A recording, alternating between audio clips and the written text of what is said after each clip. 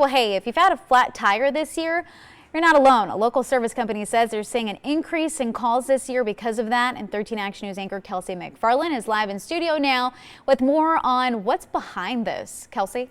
Galena, you've mentioned you had a flat tire, and I looked into this story because I've had 3 flat tires in a matter of months, and each time nails had ripped through those tires. Now, the manager over at Pop-A-Lock says that they are seeing a big increase in flat tires this year, along with every other service. The general manager estimates they've had a 50% increase in calls across the board. That includes dead batteries and people locking themselves out of the car or accidentally locking their loved ones in the car.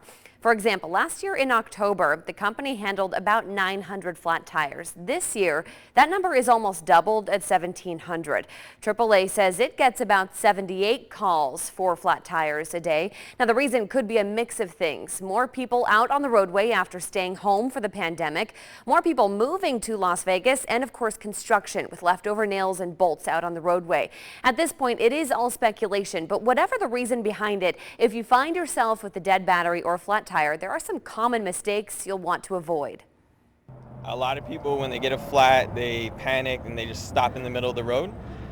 The best thing they can do is get out of the way, even if they have to drive a little bit on the rim, just being in a safe place.